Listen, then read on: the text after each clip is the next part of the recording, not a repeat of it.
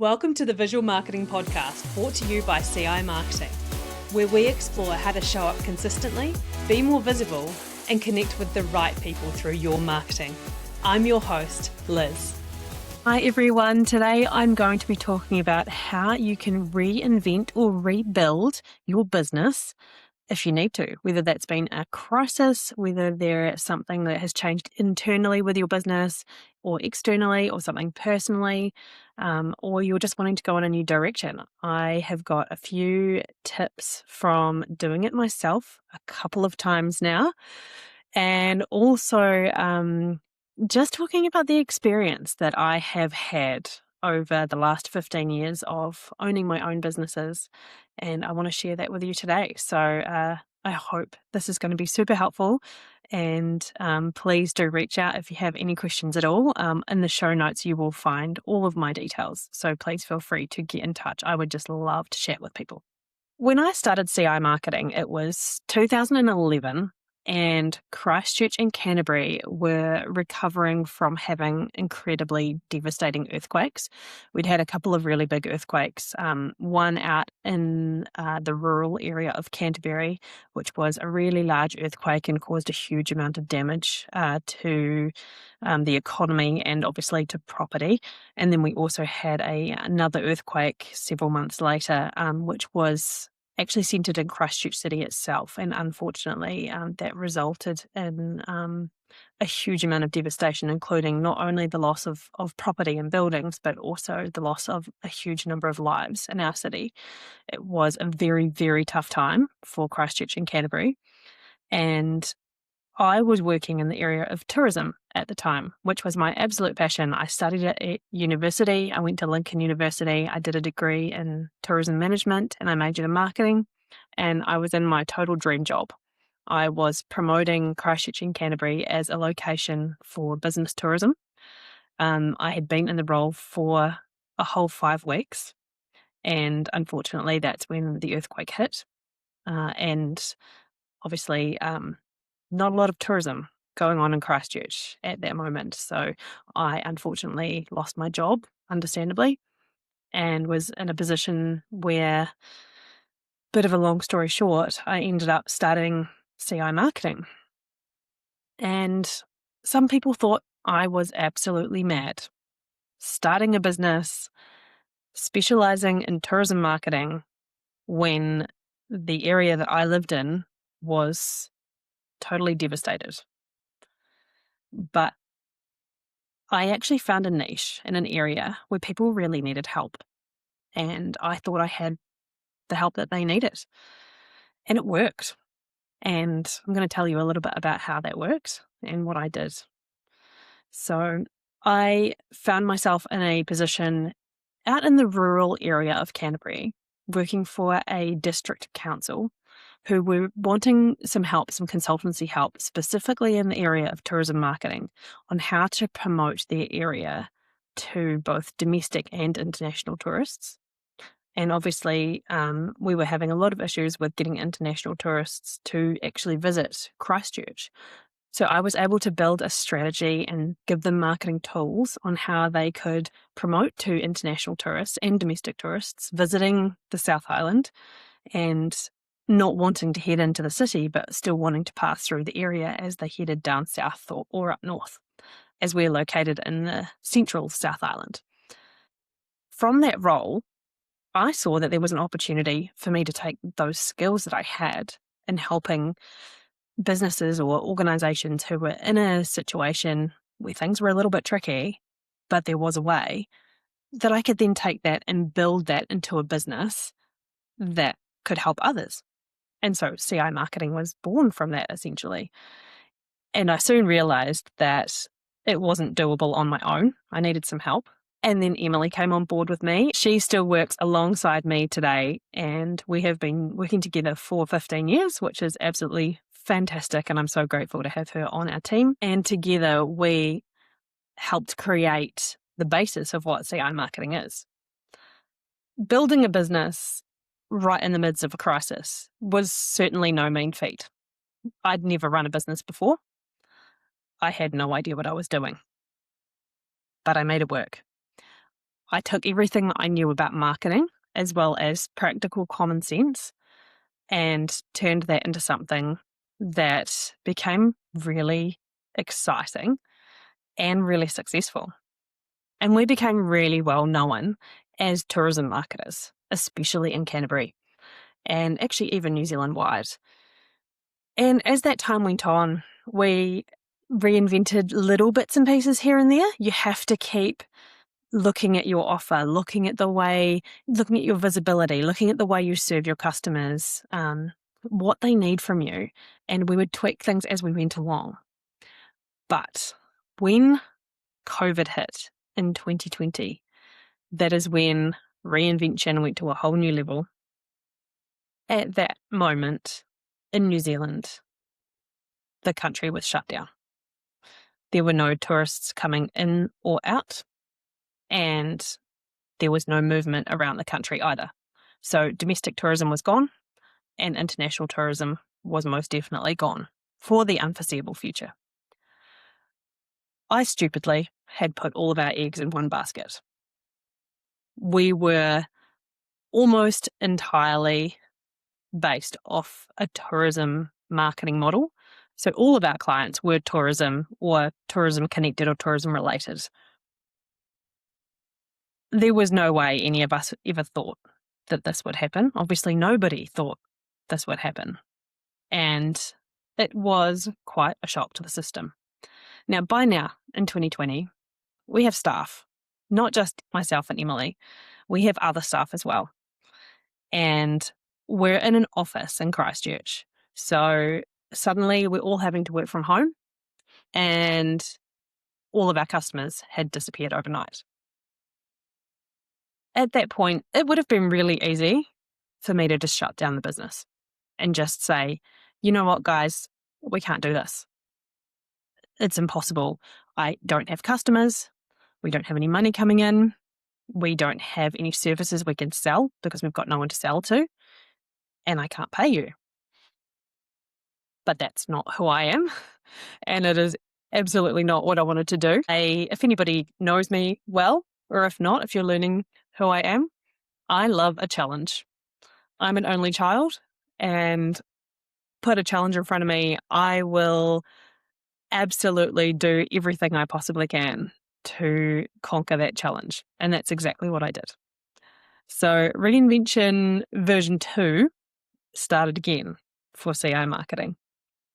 During this time, we weren't the only business who was struggling. Obviously, this was a worldwide pandemic, but especially in New Zealand, we certainly saw a huge number of businesses who really struggled, and a lot of them didn't make it either. Where businesses get it wrong is that when times get tough, they start to disappear. Visibility feels like an unobtainable luxury, but that's actually the time where you need to show up more than you ever have before, because silence feels like absence, and absence feels like you're not trustworthy. And those customers that may be on the fence thinking about working with you, they're going to look at the people who are showing up, and that could be your competition. And they're probably going to quietly just disappear over to them. And that is not what you want. So keep listening. I'm about to share with you 3 tips of how you can keep your visibility, show up, and hopefully keep those customers. Tip number 1 is visibility over volume. When you can't afford to do everything, or maybe you don't have the time to do everything, do less, but do it consistently. A business who posts 3 times a week for, say, 6 months is always going to outperform a business who posts every single day for 3 weeks. If you struggle with keeping up with posting, I highly recommend looking into using some kind of scheduling software. Now, you've got options with Meta, which is Facebook and Instagram. You can actually use their free inbuilt scheduler. That's super easy. Or if you want to use something that goes across multiple different platforms that are not just Meta, you can look at other scheduling software that's like an external company. Here at CI Marketing, we actually use Metrical, but there are plenty of different options out there. I would highly recommend looking into what's the best for you and what's the best for your budget. For us, Metrical works really well. Our whole team can use it. We can schedule draft posts. We can go and check it. Then someone else can pop in and put the imagery with it or the visual with it. We can move the posts around to suit our schedule if something else changes that we need to post. So there's lots of options there, and it keeps us up to date and keeps us regular with what we're posting as well. My second tip is talk to your existing customers or your previous customers even. They know more about you than you realise, and it may be that you can just pull out a little bit of information from just a simple conversation. So either write a personalised email to each one completely individually. Do not send a bulk email. Nobody will read that and it just makes them feel so unloved. Send them a personalised email reaching out.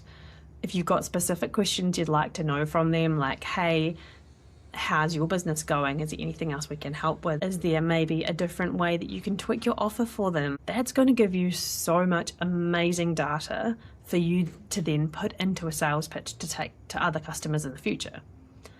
The other way you can do it, of course, is pick up the phone. And I think a lot of people really miss that opportunity these days. I think they really hide behind written word. And there is really something to say for an old-fashioned phone call. Now, I'm not saying pick up the phone and do a sales pitch. I don't think that's the right way to do it. I actually think genuinely caring about people is such a big deal. Picking up the phone and really caring about people and having a genuine personalized conversation with them goes such a long way to building a relationship with your customers. So give them a call, ask them how they're doing. Ask them about their staff, about their kids, about their mother, about what's going well for them in their business, about what isn't going so well for them in their business.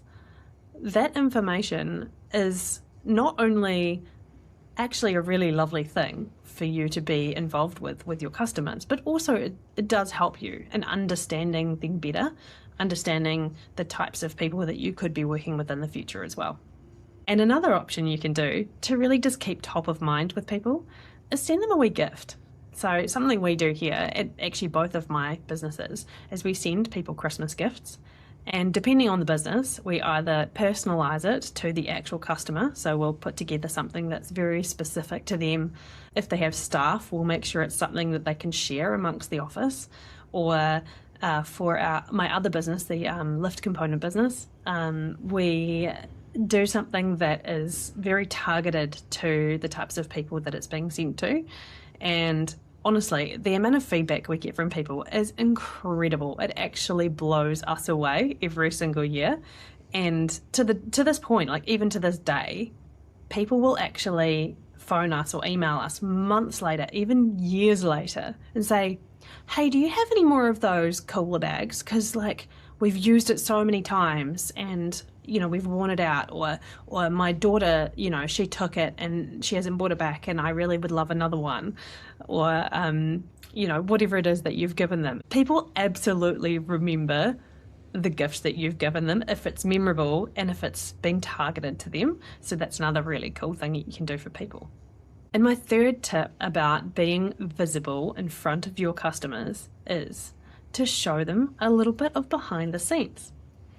People love to see the stuff that they think they're not meant to see. I bet you'd love to see behind the scenes of this right now. I can tell you right now, I'm sitting in a double garage in the bottom of our office. We have a 2-story office. I converted this garage into a combination space. So I have this podcast studio setup, this setup specifically for my solo episodes and also for when I have a remote guest from not in Christchurch, whether they be around New Zealand or internationally. Behind me, I have the in-house guest studio set up. So either somebody from our office who's joining me, or if we have somebody who is based in Christchurch and can come in and be recorded, they can go there. And then to my left, I have our studio portrait set up as well for headshots. So we do corporate headshots for people. In amongst all of that, all around the outside, I also have a whole lot of cupboards built in, and that is for storage for the lift component business. I also have all of our cables, all of our camera gear, all of our lighting, all of our sound equipment, microphones, and I built in my favorite part, which is my charging drawer. So I have this massive drawer. It's over 1 metre wide. It's probably 1.5 metres wide. And I can pull that out. It has all of my charging units all in there, so I can pop all of our batteries on charge, all of our lights on charge, everything that I need. And everything's in the one place. Because we have multiple photographers and videographers on staff here and contractors as well, everybody knows where everything is. And so it's super handy to have all of that in one spot. So we've really utilised that space. I bet you found that interesting. So why not tell that story about your business too? In fact, even better, why not show it? If you go ahead and take a photo or get someone to take a photo of you doing your job, it doesn't even have to be your face if you're nervous about that. It could be your hands doing something that you do, if you're a builder, for example. It could be over the shoulder from behind you. It could be even driving your car. Now, I'm not saying use your phone when you're driving your car, but hey, hands-free or have a passenger. Think outside the square. Think about the other sort of things you could do. Set it up on, if you don't have a tripod, set your phone up, against some bricks on site. Or if you're a hairdresser, have it propped up on a shelf somewhere. If you've got a store, put it in a corner on a shelf, on some stock. Whatever you have to do just to keep your phone steady, pop it onto a time-lapse mode even, or pop it onto a video or a timer for your photos, and get some behind-the-scenes shots of what you do or what your staff do. People just absolutely love seeing that. So your homework for this week is to go away and get yourself either a photo or a wee video and post it onto at least one of your social media platforms. I don't care if you do this personally, put it on LinkedIn, or if you do it on your business page, on any of your platforms. Give it a go. What have you got to lose? I want to tell you a really quick story. I've been doing a bit of testing with our social media lately, with my personal social media and with our CI marketing social media. We always test everything here before we roll it out to anybody else. And I thought I would do something I've never done before a couple of weeks ago. So I put up a picture of myself not looking the way I am. If you're watching this on YouTube, you can see the way I look right now. If you're listening to it, I am in corporate clothes. I have my hair done. I have makeup on. I'm wearing lipstick. I don't wear lipstick generally. I put up a picture of myself sitting at my desk upstairs in our building here. It was later at night. I was by myself. I was editing this very podcast. So in the background on my screen was an image that looks very much like what I'm recording right now. But I was in an old t-shirt. I didn't have shoes on. I was sitting at my desk, which has a cat bed on it. The cat wasn't there, but sometimes the cats are in our office. We do bring our animals in on occasion. I had curly, scruffy hair. I had absolutely zero makeup on, not even a drop of foundation. The lighting was atrocious. And I'm a photographer, and I don't like atrocious lighting. I took a gamble, and I took a selfie. So you could see myself in my absolute raw form, and in the background my screen of what I was editing. And I put that on LinkedIn. Here's what shocked me. That is one of the most successful posts I have ever done. So if I can do it, you can do it. When my business had to go through reinvention, absolutely no fault of my own, I was tempted to wait until I was ready, or until the business was polished and the brand was perfect and we were all sorted and ready to go. But I didn't, and that was the best decision I could have made, because turning up, even if it's not perfect, even if it's messy, even if it's unpolished, is actually the very best thing you can do to be visible in front of your customers and your potential customers. So my top tip for you is just get out there, push through how hard it feels right now, whether you're reinventing completely because you have to, or whether you've decided to take a side step and change what you do, change your offer, change who you market to, just get out there and put yourself out there. Because if you're not out there, no one can find you. But if you are, you've got absolutely nothing to lose. Visibility isn't something you earn when things are going well. It's something that you should be practicing all of the time, even when things aren't going well. So when those things do happen, your audience can still find you. Please feel free to reach out to me if you have any questions about anything in this podcast or any of our other episodes, or if there's something you'd like us to talk about on future episodes too. I will put all of my contact details in the show notes. Feel free to go and check out that LinkedIn post and see how it performed. You are more than welcome to connect with me. I would love to connect with you. Thanks again for listening. See you next time. Thanks so much for joining the Visual Marketing Podcast, brought to you by CI Marketing. I'm your host, Liz, and I can't wait to share more episodes with you.